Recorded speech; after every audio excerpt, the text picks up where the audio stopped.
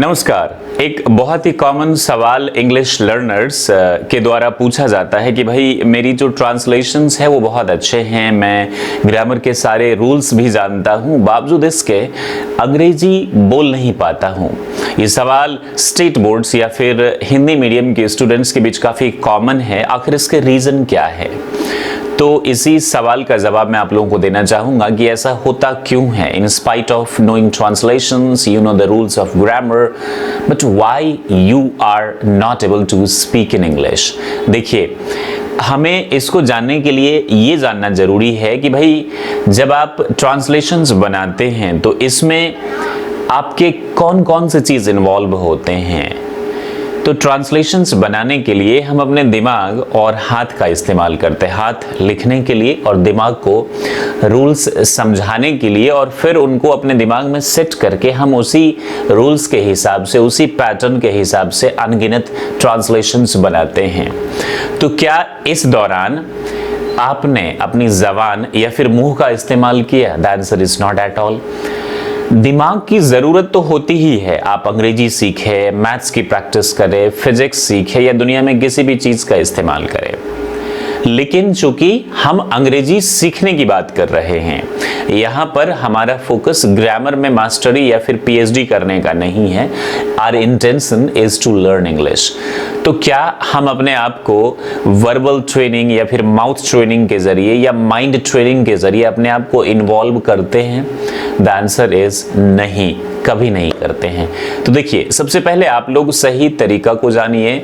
हम सब कुछ जानने के बावजूद भी एक होती है इच्छा शक्ति, that is will power, and we do not utilise that. This is why we are not able to speak in English. पहली बात, ये चीज तो आप दिमाग से निकाल दीजिए कि अंग्रेजी केवल स्पोकन इंग्लिश कोचिंग क्लासेस में ही सीखी जाती है।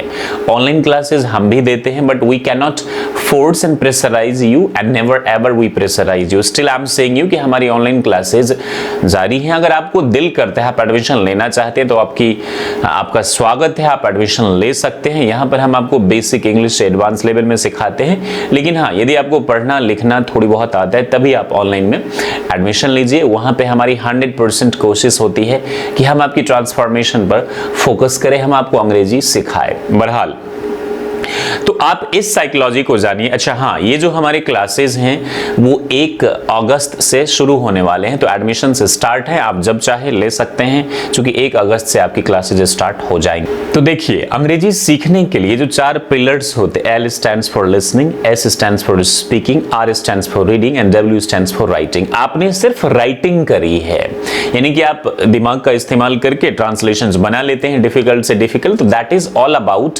Writing only. क्या आपने स्पीकिंग की प्रैक्टिस करी? नहीं। क्या आपने लिसनिंग की प्रैक्टिस करी? नहीं। क्या आपने रीडिंग की प्रैक्टिस करी? नहीं। तो अंग्रेजी बोलना एक आर्ट है। अब इस आर्ट को आप कैसे इस्तेमाल करेंगे भाई? इस आर्ट को आप इस्तेमाल करेंगे जब आप पर डे कुछ ना कुछ अंग्रेजी में सुनने की कोशिश करिए। Maybe you can listen, we have made so many videos in English on our YouTube channel, you can listen them, और you can subscribe any other YouTube channels, they talk in English great. या फिर English movies आप देख सकते हैं। आप English में अगर हॉलीवुड शुरुआत में नहीं अच्छी लगती तो साउथ इंडियन मूवीज आप देखिए, उन्हें इंग्लिश में समझने की कोशिश करिए धीरे धीरे।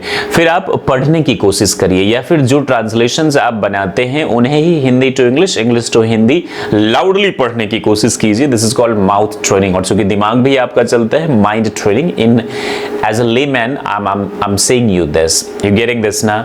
फिर आप क्या करिए, बुक्स की रीडिंग स्टार्टिंग में जूनियर लेवल की बुक्स को आप लीजिए और उसे पढ़ने की कोशिश करिए। आप बार बार उसे पढ़ते रहिए, तो उससे भी आपकी जो एक हैबिट डेवलप होती है, आपकी जो ब्रेन है वो भी ट्रेन होता है धीरे धीरे इस चीज को एक्सेप्ट करने के लिए कि भाई अब आप रीडिंग भी दे रहे हैं, अब आप सुन भी रहे हैं, अब आप ट्रांसलेशंस बना रहे हैं, ग्रामर की प्रैक्टिस कर रहे हैं।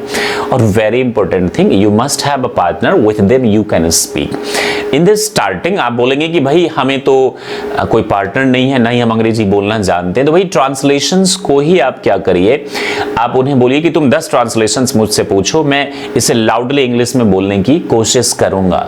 फिर आप उन छोटे छोटे चीजों को कनेक्ट करने की कोशिश करिए। जैसे कि सिंपल प्रेजेंट टेंस आपने सीख लिया, तो अब आप प्रैक्टिस करेंगे डेली रूटीन की कि भाई डेली रूटीन में आप क्या करते हैं।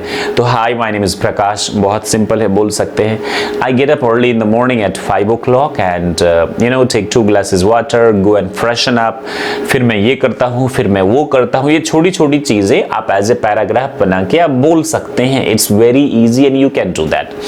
केवल ट्रांसलेशंस या फिर ग्रामर पे आपको डिपेंडेंट नहीं रहना, यू मस्ट लर्न वर्ड्स।